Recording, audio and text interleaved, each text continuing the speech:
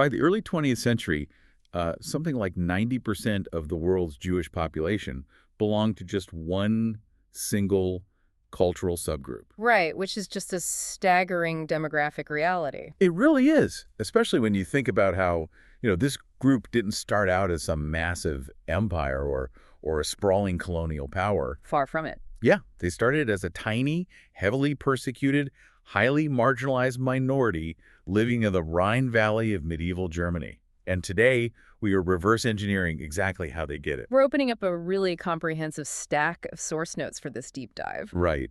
Notes that detail the history, the psychology, the culture, and the structural mechanics of Ashkenazi Judaism. And usually when people think about ancient traditions, the instinct is to picture them as these rigid, fragile artifacts, right? Yeah, like something sitting behind thick glass in a museum. You Yeah. can look at it, you admire the craftsmanship, but you don't touch it. Because if you apply any real-world stress to it, the whole thing shatters. Exactly. You assume it belongs to a specific time and place, and when that time passes, it just becomes a relic. But stepping into the world of the Ashkenazi tradition, well, it completely shatters that museum metaphor. It really does. We are not looking at an artifact today. For you, the listener, and we know you're someone who is fundamentally interested in how complex systems are built, how they survive, how they demand fairness and ethical accountability. We are looking at something incredible. A completely different kind of framework. Right. Okay, let's unpack this. We are looking at what might be the most incredibly resilient, open-source operating system in human history. I love that analogy. It's a civilizational framework that has ruthlessly and constantly updated itself. Yeah. Over centuries of massive hardware changes, shifting borders, literal existential threats, we want to understand how this specific group built an adaptive framework of memory and law and community survival that it allowed them to thrive against all mathematical odds. Well, approaching this analytically, it requires us to immediately discard a pretty common assumption. Which is what? The assumption that Ashkenazi Judaism is just a synonym for the Jewish religion as a whole. Oh, right. Yeah, to truly understand the architecture of this system, we have to separate the broader concept of Judaism into three distinct layers. Like analyzing the architecture of a complex software platform. Exactly. So first you have the ethnic and cultural traditions. This is where terms like Ashkenazi, Sephardi, and Mizrahi live. Okay, that's the cultural layer. Right. Then second, you have the religious movements. These are the actual denominational branches functioning today, which include Orthodox, Conservative, Reform, and a few others. Got it. And third, you have the philosophical schools. So think of the rigorous rationalist traditions or the more emotionally driven, mystical Hasidic movements. So the source material makes it explicitly clear right from the start that Ashkenazi Judaism is primarily that first layer. Yes, it's a cultural and historical style of practicing Judaism. It's an ethnic tradition. That developed its own highly specific customs and brilliant legal interpretations. And its own unique psychological worldview. It profoundly shaped how the broader religion is practiced in the modern Western world today, but it is not the entirety of the religion itself. So if we are viewing this as a civilizational operating system, a framework that governs everything from daily behavior to macro community survival, the most logical place to start is the origin point. Version 1.0. Yeah, exactly. Where and when was the foundational code actually written? Well, the initial framework was established in medieval Europe, primarily between the 9th and 13th centuries. Geographically, we're talking about the Rhine Valley, right? Yeah. In Germany and parts of northern France. That's the spot. And the etymology of the word Ashkenaz itself actually reveals a lot about how this community viewed its place in the world. Oh, that's right. Because originally, Ashkenaz is a term from the Hebrew Bible. It is. It was a name associated with these distant, somewhat vaguely defined northern lands. But by the Middle Ages, the Jewish communities living in Europe basically repurposed that ancient biblical name. Yeah, they used it to specifically refer to Germany and the surrounding regions. They were mapping their ancient Middle Eastern textual geography right onto their new European reality. It's like they were creating a new home out of an old word. So these early communities in the Rhine Valley, they were the crucible. And the architects who built this legal and cultural framework were, frankly, some of the most influential legal minds in the history of the culture. The notes highlight a few specific developers of this system, starting with Rabbi Gershom in the late 10th and early 11th century. Right, who is credited with instituting some massive legal reforms. And then Rashi, who lived from 1040 to 1105. The sources describe him as the undisputed master commentator on the Torah and the Talmud. Absolutely. And following him, you have the Tosafists in the 12th and 13th centuries. They took Rashi's work and expanded the Talmudic analysis even further, Ray. They did, but, simply naming these figures doesn't really explain the mechanism of what they actually accomplished. Yeah, like how does a rabbi in the 11th century write something that literally ensures the survival of a community 500 years later? To understand the mechanism, we have to look at the severe environmental constraints they were operating under. They weren't exactly sitting in ivory towers, were they? Not at all. They weren't writing abstract theology just for the sake of, polite philosophical debate. They were engineering a portable legal and educational infrastructure for a people under siege. Because they were a religious minority living in Christian Europe, surrounded by feudal systems that actively excluded them. Exactly. They faced severe legal restrictions and periods of really intense violent persecution. And on top of that, they were entirely cut off from the ancient centers of Jewish life and scholarship in the Middle East, like the great academies of Babylon. Right. They had no state. They had no centralized government protecting them, no standing army. And crucially, they couldn't just go to the local European authorities for justice or civil rights or social welfare. No, if a dispute arises between two merchants, or if a widow needs financial support or a crime happens, they can't go to the local feudal lord's court. Because they'd be heavily discriminated against, or the legal framework wouldn't even apply to their specific religious contracts. Exactly. So they were forced to build an entire shadow state. That's wild. They had to build their own courts, their own educational systems, their own taxation and charity networks. Their own localized governance councils. I mean, they functioned as self-contained autonomous societies within the broader European landscape. Here's where it gets really interesting, though. To make a decentralized society function without a central king or, like, a police force, you need an unbelievably robust legal code. A universally respected one, yeah. And that is exactly what Rabbeinu Gershom, Rashi, and the Tosafists were building. Take Rabbeinu Gershom, for example. One of his most famous legal edicts was a strict ban on opening and reading other people's mail. Right. Which, on the surface, sounds like a pretty minor privacy issue, right? Just being polite. But if you analyze the economic mechanism behind it, these communities were spread out across vast distances. They relied on international trade and commerce to survive. So trust and secure communication were their absolute most valuable assets. Exactly. By making the interception of mail a severe religious offense, punishable by excommunication, he was essentially creating a secure, encrypted communication network for Jewish merchants all across Europe. What's fascinating here is that he used religious law to solve a massive economic and logistical vulnerability. It's brilliant. He uses the threat of spiritual and social exile to enforce commercial trust across borders. And then you have Rashi. Yeah, the way the notes describe his contribution to the Talmud, he wasn't just, writing opinions. He was basically acting as the ultimate user interface designer for the most complex legal text in the world. That's a great way to put it. Rashi's commentary fundamentally democratized the text. Because the Talmud is not a normal book. No, it is a vast, sprawling, often completely contradictory record of centuries of rabbinic debates. Written in a mix of Hebrew and Aramaic. Right. It is notoriously difficult to navigate. So Rashi wrote this comprehensive line-by-line commentary that explained the grammar, the context, and the logical leaps of those original scholars. And his commentary was so clear and so essential that today, almost 1,000 years later, it is physically printed on the inside margin of every standard edition of the Talmud. You literally cannot study the core text of the civilization without reading Rashi's code right alongside it. Wow. And the Tosafists, who were often Rashi's own grandchildren, they took his work and pushed it even further. Yeah, they didn't just accept his explanations, they challenged them, they cross-referenced them with other parts of the Talmud, and created this incredibly complex web of legal precedents. So if we look at this through the lens of system building, what they essentially created was a decentralized ledger.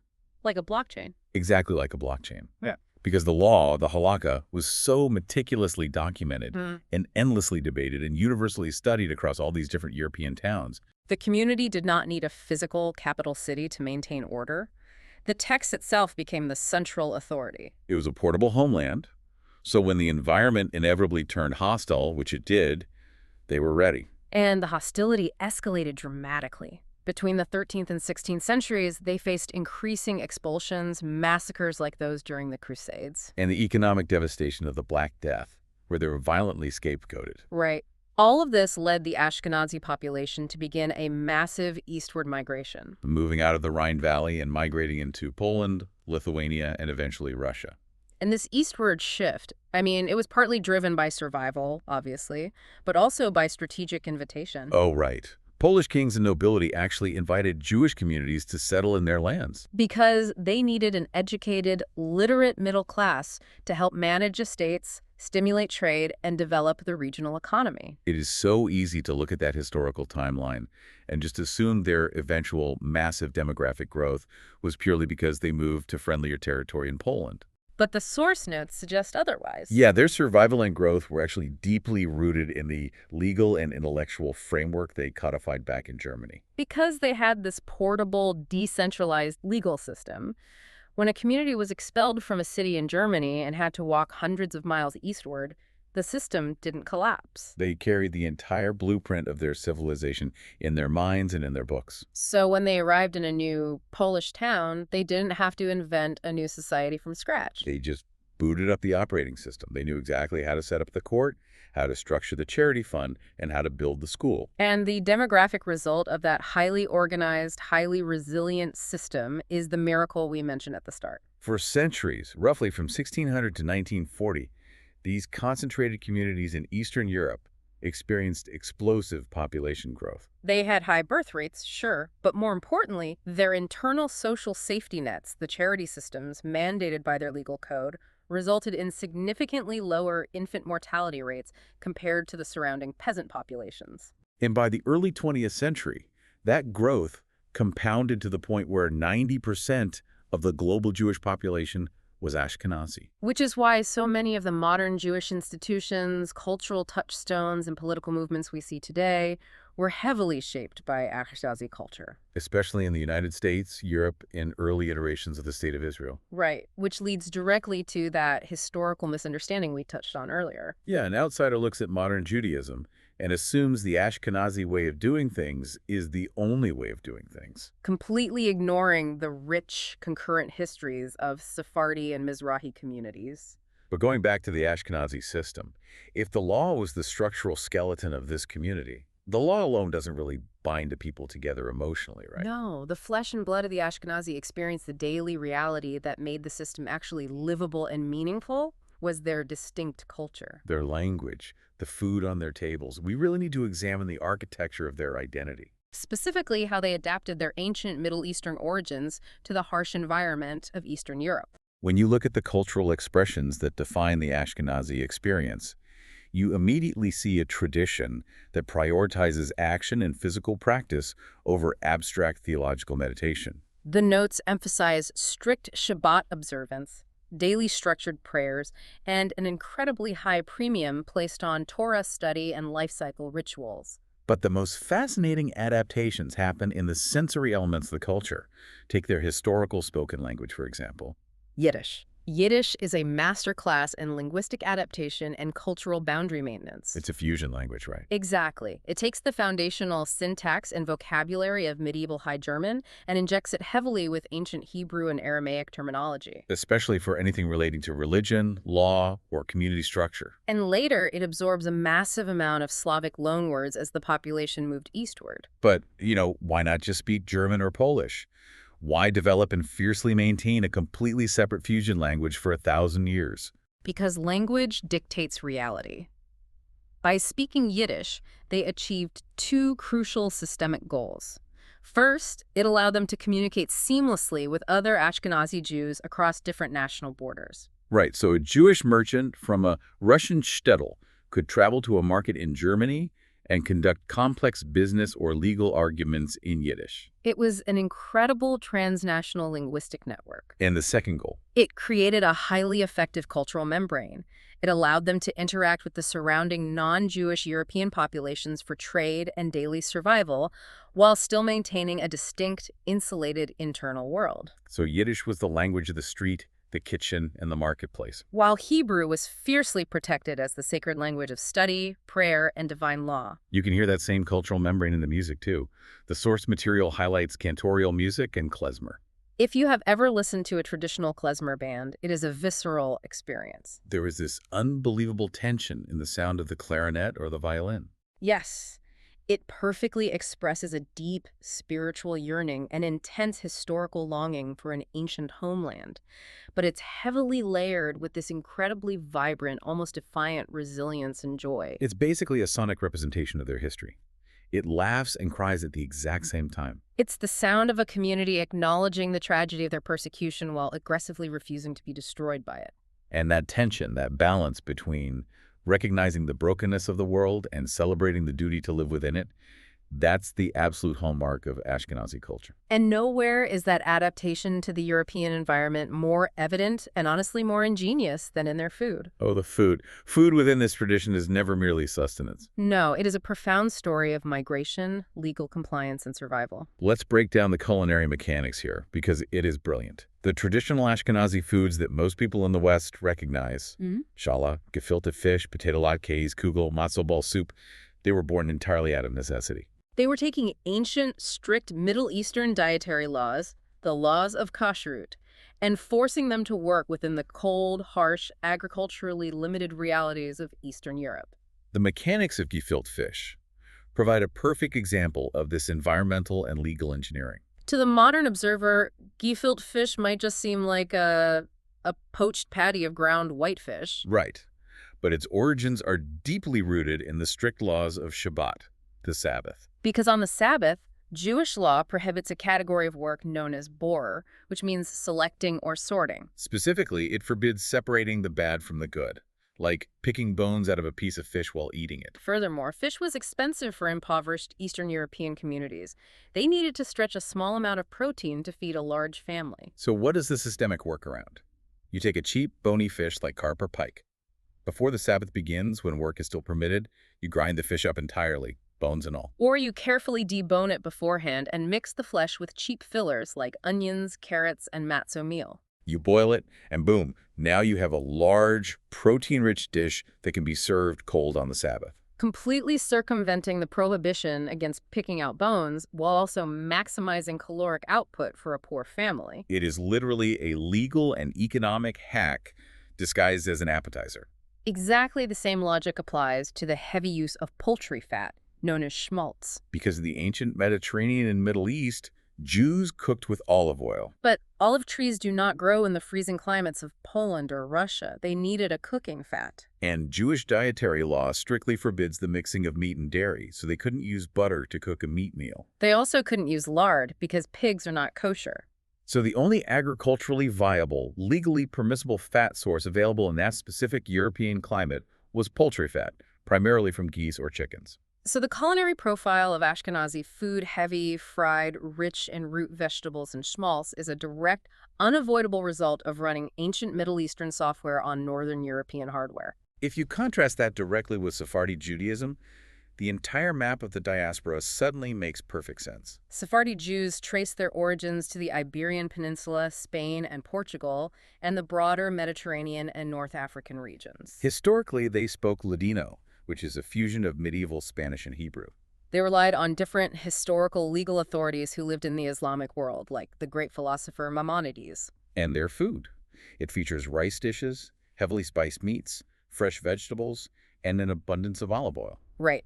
If you place an Ashkenazi potato latke fried in poultry fat next to a Sephardi dish cooked in olive oil and rich North African spices, you are literally looking at a geographical map of Jewish migration right there on a dinner plate.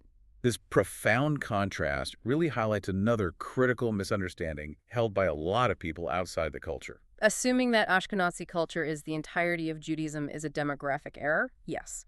But assuming that Judaism is only a religion, in the modern Western sense of the word, is a fundamental categorical error. Because Judaism is not merely a set of beliefs you mentally subscribe to, it is fundamentally a peoplehood, an ethno-religious nation.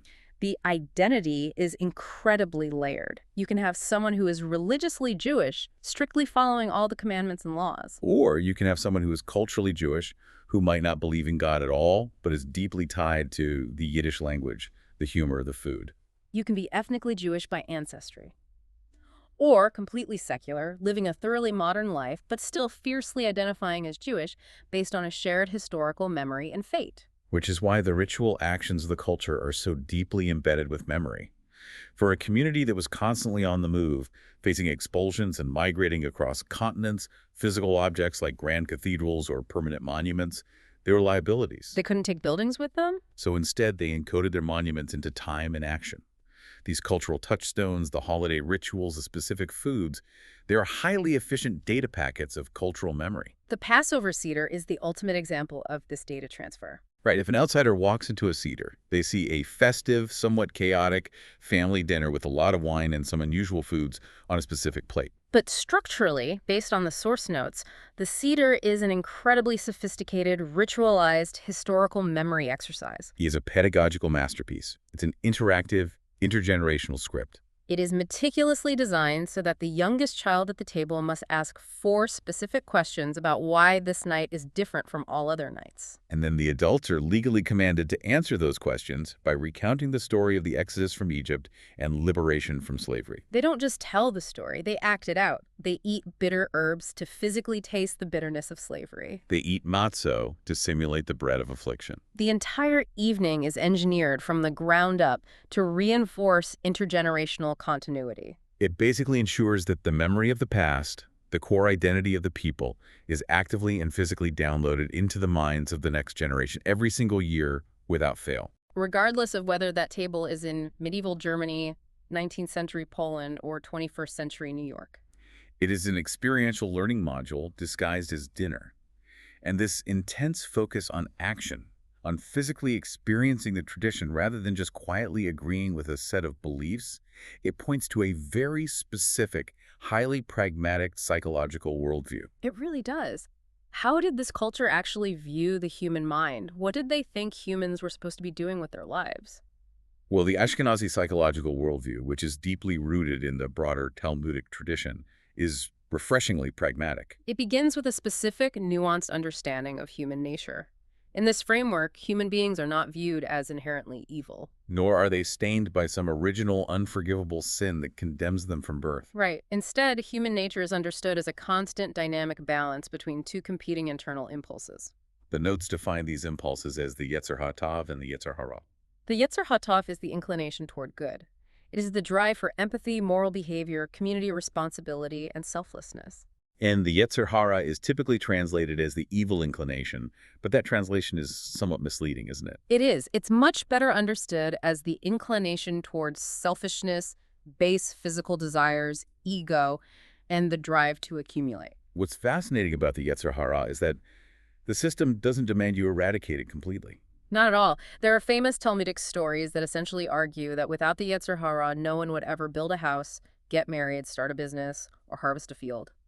The selfish drive, the ego, is literally the fuel of human progress. The goal is not asceticism. The goal is not to go live in a cave and deny all human desire. The goal is to harness that selfish fuel and strictly bind it within an ethical, legal framework. And the ultimate purpose of human life in this tradition is heavily focused on the here and now. Unlike many religious frameworks that view this world merely as a waiting room or a testing ground for salvation in the afterlife. Right. The Ashkenazi tradition historically placed massive emphasis on repairing this physical world.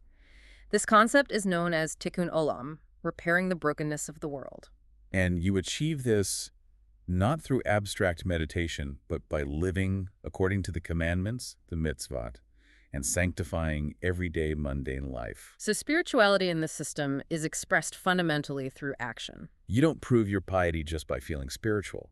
You prove it by how you conduct your business, how you treat your employees, how you give to charity, and how rigorously you study. This behavioral focus dictates the specific personality traits that the culture historically rewarded and elevated above all others. They did not historically elevate the physical warrior, the conqueror, or the silent monk. The highest status in Ashkenazi society was reserved for the scholar.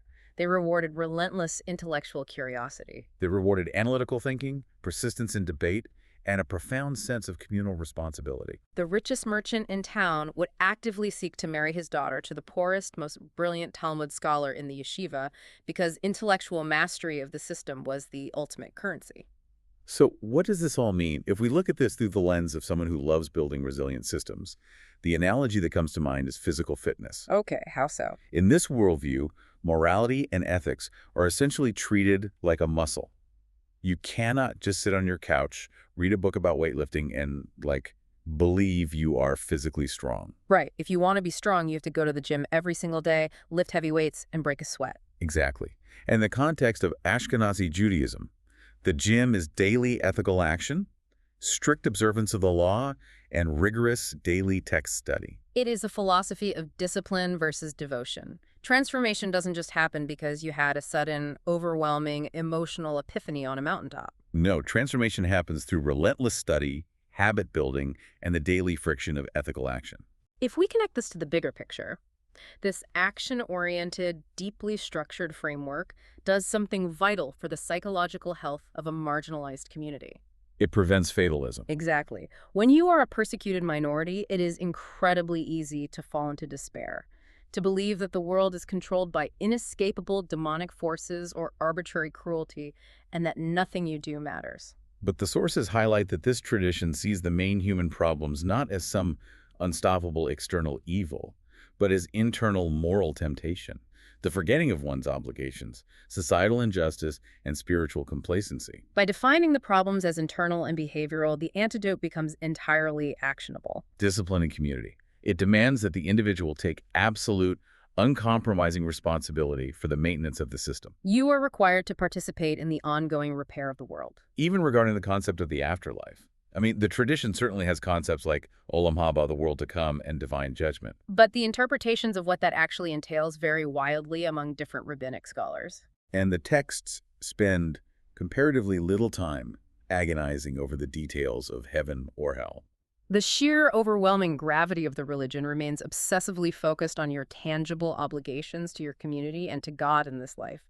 Building that kind of intellectually rigorous gem, an entire society obsessed with study, legal mechanics, and ethical action, it requires a highly unique environment. And paradoxically, it was the intensely hostile external environment of medieval and modern Europe that helped forge this internal brilliance. The pressure cooked the diamond. Let's look at the crucible of their minority status, because the economic and cognitive ripple effects of this period are just staggering. We must critically examine the intense external pressures this community navigated over a millennium. The historical record is harrowing. We're looking at sweeping medieval expulsions, where entire Jewish populations were ordered to leave countries like England, France, and various German states, often with only days' notice, taking only what they could carry.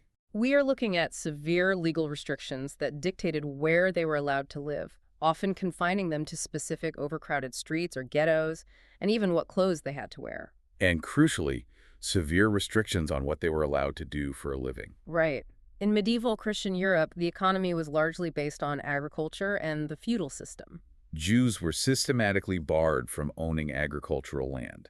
They were completely excluded from the political power structures, and they were barred from bearing arms or entering military careers. Furthermore, the powerful merchant and artisan guilds, which controlled local trade, usually required Christian oaths for membership, effectively locking Jews out of standard craftsmanship.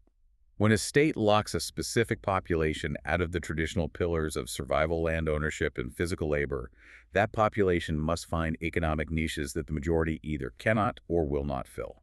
To survive, Ashkenazi Jews were forced into commerce, money lending, which the church forbade Christians from doing trading, medicine, and localized administration. This forced economic specialization is where the story takes an incredible turn regarding human capital. What happens to the culture of a people when, for hundreds of years, their physical survival depends almost entirely on their cognitive abilities? The cultural ripple effects were profound, particularly regarding universal literacy. To understand how radical the Ashkenazi approach to literacy was, we have to look at the baseline of medieval Europe. For the vast majority of the European population during the Middle Ages, literacy was an absolute luxury. It was usually reserved exclusively for the Catholic clergy or the extreme nobility. The average peasant working the land had no economic or religious need to read. But within the Jewish community, Religious practice fundamentally required reading. You could not fulfill your basic religious obligations without reading the Torah and interpreting the complex legal arguments of the Talmud. Therefore, literacy was essentially mandated by law across all social classes within the Jewish community. Every male child, and frequently many female children, depending on the era and region, was taught to read from a very young age. The cognitive head start this provided is almost impossible to overstate. Imagine a world where the background literacy rate is perhaps 5 or 10%, but you have a specific, insulated minority community where the literacy rate is near universal. They spend their days reading multi-layered, highly complex legal texts in multiple languages. They are managing international trade networks, calculating interest, and negotiating contracts. It is an incredible irony of history. By deliberately locking Jewish populations out of traditional power structures like farming and the military to keep them weak, European rulers accidentally forced them to master the exact cognitive and professional skills medicine, law, commerce, textual analysis, abstract mathematics that would eventually become the absolute most valuable assets in the modern post-industrial capitalist world. It is a textbook example of systemic adaptation under extreme pressure. The historical trauma and the legal restrictions necessitated a culture that ruthlessly rewarded problem-solving, cognitive flexibility, and intellectual agility over physical might. They survived by outthinking the restrictions placed upon them. And because they could not rely on the state's infrastructure, they built their own parallel institutions. They built sophisticated internal charity networks to care for their poor, widows, and orphans. They built internal rabbinic courts to settle business disputes quickly and fairly, ensuring they didn't have to expose themselves to the bias and corruption of the external European courts. But living under that constant pressure, the threat of violence, and the whims of hostile rulers takes an enormous psychological toll. How did they cope with the underlying trauma?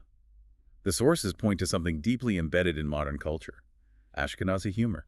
It is legendary, but historically it wasn't just slapstick entertainment, it was a highly calibrated survival tool. Ashkenazi humor has a very specific, recognizable flavor, doesn't it? It does. It is deeply self-deprecating, highly ironic, intensely philosophical, and often very dark. When you are living a life characterized by constant hardship, profound uncertainty, and the frankly absurd cruelty of the political world around you, comedy becomes a necessary psychological pressure valve. It becomes a way to process trauma, to critique the powerful without provoking them directly, to find intellectual agency in a physical world where you have none. The ultimate trauma, of course, was the Holocaust. The systematic, industrialized murder of 6 million Jews resulted in the near-total destruction of the vibrant, centuries-old Eastern European cultural centers we've been discussing. The yeshivas of Lithuania, the bustling Jewish cultural life of Warsaw, the Yiddish theater's entire universes of thought and community were annihilated in a matter of years. The Holocaust fundamentally altered modern Jewish collective consciousness. It spurred massive, desperate migrations, primarily to the United States and to the violently contested region that would become the modern state of Israel. The surviving community was forced into yet another massive, agonizing phase of rebuilding. They had to reconstruct their institutions, their rabbinic leadership, and their demographic base from the ashes of European destruction. So we have a culture forged in profound adversity, a culture based on extremely high literacy, obsessed with problem solving, deeply analytical, and accustomed to managing complex legal codes. Naturally, if you put thousands of brilliant, highly educated people in a system together and tell them their main job is to interpret ancient laws to govern modern life, you are going to produce an enormous amount of internal friction and disagreement. Which brings us to a fascinating dynamic of the Ashkenazi system, the sacred art of disagreement. In many hierarchical cultures, argument is seen as a breakdown of order. It is viewed as insubordination or heresy. But in Ashkenazi culture, argument is the highest form of learning. The Talmud itself, the foundational text we keep returning to, is quite literally layers upon layers of arguments between scholars spanning hundreds of years. The text rarely gives a simple single answer. It records the majority opinion, the minority opinion, the fierce debates between different rabbinic schools, and often leaves the question completely unresolved. In this culture, disagreement is not viewed as disrespect toward the teacher or the text. Constantly questioning the logic, searching for loopholes, and challenging the premise is actively, legally encouraged. To visualize this, you really have to imagine a traditional Talmud study session. The system is called a chavrusa, which means studying with a partner. If you walk into a traditional yeshiva study hall, you're not walking into a quiet, solitary library where people are whispering. No, you're walking into a room that sounds like a chaotic trading floor. It is intense. It is extremely loud. It is an active, passionate intellectual combat where study partners are shouting over each other, gesturing wildly, aggressively challenging each other's logic, and stress-testing the interpretations of the law. That deeply ingrained culture of debate naturally led to profound internal diversity and massive historical schisms within Ashkenazi Judaism itself. The system was never a monolith. Never. The most significant historical divide occurred between the rationalist tradition and the mystical tradition. On one side, you had the Lithuanian yeshiva culture, led by figures like the Vilna Gaon. This camp was deeply rationalist. They focused intensely on elite intellectual discipline, rigorous, cold textual analysis, and strict adherence to the law. On the other side, emerging in the 1700s in Eastern Europe, you had the massive populist movement of Hasidism, the mystical tradition, founded by the Baal Shem Tov. The Hasidic movement was essentially a rebellion against the intellectual elitism of the rationalists. Hasidism argued that you didn't need to be a brilliant Talmudic scholar to connect with God. They focused on emotional spirituality, finding profound joy in everyday worship, singing, dancing, and seeking a mystical, direct union with the divine. Initially, the rationalists and the mystics were in fierce, bitter conflict. The rationalists literally excommunicated the early Hasidic groups. But over the centuries, forced to tether by external persecution and modernization, they eventually learned to coexist, and both now fall under the broader umbrella of ultra-Orthodox Judaism. As the Ashkenazi community encountered modern European Enlightenment in the 18th and 19th centuries, a period where Jews were finally offered civil rights and integration into secular European society, the tradition faced a completely new kind of stress test. The threat of assimilation. How do you maintain the operating system when the host country suddenly allows you to leave the ghetto and join the secular world? This crisis of modernity caused the tradition to splinter into the major denominational branches we see today, particularly in the United States. Based on the source material, we can impartially map out how these branches evolved. You have Orthodox Judaism, which responded to modernity by building higher walls. They maintained strict, uncompromising adherence to Jewish law, viewing the Torah and the oral law as an unbroken, divine chain of transmission directly from Mount Sinai that cannot be altered by modern cultural trends. Then you have conservative Judaism, which emerged as a middle ground. They attempt to strike a deliberate balance. They deeply value the historical tradition and view Jewish law as binding, but they incorporate modern historical scholarship and believe the law contains built-in mechanisms to adapt and evolve over time in response to changing realities. And then you have Reform Judaism, which took the most radical approach to the Enlightenment. The Reform movement largely views the strict ancient ritual laws, like the dietary restrictions or the prohibition on driving on the Sabbath, as products of their historical time that are no longer strictly binding. Instead, they elevate the ethical and moral teachings of the biblical prophets, emphasizing social justice, personal autonomy, and egalitarianism. It's vital to analyze why the followers of these different branches remain so deeply committed to their specific version of the operating system. It usually distills down to a few core psychological and structural arguments. For the Orthodox, the primary driver is historical continuity and divine authority. There is a deep existential fear of breaking the chain of transmission that their ancestors died to protect. For others, belief is grounded in community reinforcement. When a communal system has functioned, provided meaning, and sustained families for generations, it feels naturally authoritative and necessary. And finally, there is the argument of moral coherence. Many people adhere to their specific branch simply because the system works for them on a practical level. It provides a framework of meaningful rituals, absolute moral clarity in a confusing world, and profound psychological stability. When I look at this intense culture of Talmudic debate, the fierce schisms and the modern branches, I see a fascinating systemic analogy. Let's hear it. The entire culture operates like a rigorous, multi-generational scientific peer review process, but applied entirely to ethics, law, and human behavior. Right. When these scholars are screaming at each other in the study hall, they aren't arguing because they want to destroy the system. They are stress testing the code. They're trying to find the bugs, patch the vulnerabilities, and ensure the legal framework can hold up against the unpredictable realities of a changing world. This raises an important question about systemic integrity, though. How does any group maintain ultimate unity when their foundational culture aggressively encourages so much debate, questioning, and splintering? The answer lies in their shared historical memory and their absolute foundational commitment to the texts themselves. An Orthodox rabbi and a Reform rabbi might vehemently disagree on how to apply the law in the 21st century, but they are still arguing over the same ancient text. They are still sitting at the same historical table. Furthermore, this intense internal focus heavily shapes how the system views the outgroup, the rest of humanity. That is a crucial point.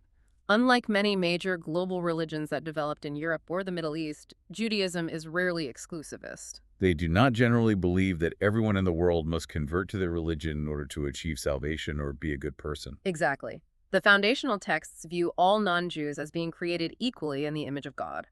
To live a moral life and secure a place in the world to come, non-Jews are only expected to follow a very basic, universal moral framework known as the Noahide laws. These are fundamental rules for a functioning civilization. Things like establishing courts of justice, not committing murder, not stealing, and not being cruel to animals. The massive, complex apparatus of Jewish law, the dietary restrictions, the Sabbath rules, the Talmudic debates, is viewed as a specific burdensome covenant meant exclusively for the Jewish people. It is not a universal demand for world conversion. Returning to our operating system metaphor, Judaism views itself as a highly specific, very demanding operating system, meant for a specific group of users who agreed to the terms and conditions at Mount Sinai. But the system explicitly acknowledges that other people in other cultures can run perfectly fine on entirely different operating systems, so long as the basic hardware of universal morality is intact. They aren't trying to force you to download their software. That systemic pragmatism brings us to the ultimate takeaway from this deep dive into the source material.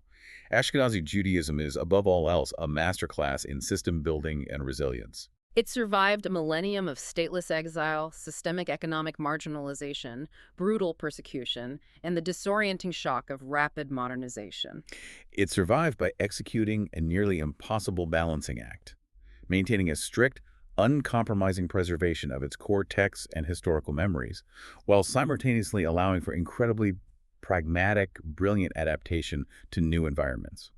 For you listening to this, someone who thinks deeply about how to build systems that last, how to demand ethical accountability from institutions, and how to learn from the past to construct a better future, this specific historical tradition provides a profound blueprint. Whether you are trying to build a resilient corporate organization, establish a strong, lasting family culture, or just create a personal ethical framework that can withstand the unpredictable chaos of modern life. There is an immense amount of wisdom to be extracted from how this marginalized community coded their own survival. I will leave you with one final, fascinating piece of data to mull over. We spent this time talking about how, for centuries, the demographic explosion and cultural dominance of the Ashkenazi community heavily shaped what the modern Western world thought of when they heard the word Judaism. But systems, if they are healthy, are never truly static. Today, the operating system is shifting again. The demographic realities are changing. The fastest growing communities in the Jewish world right now are the highly traditional Orthodox groups, the diverse populations within modern Israel, and the Sephardi and Mizrahi communities whose influence is rapidly expanding. The historical center of gravity is moving. So the question to leave you with, the final thought to explore on your own, is this. How will this brilliantly adaptive, centuries-old European framework evolve in a future where it is no longer the undisputed center of the Jewish world? How does a system defined by its past handle the next great update when the hardware changes once again? Thank you for joining us on this deep dive into the source material. Keep questioning the systems around you, keep analyzing the data, and keep building your own frameworks of integrity. Until next time.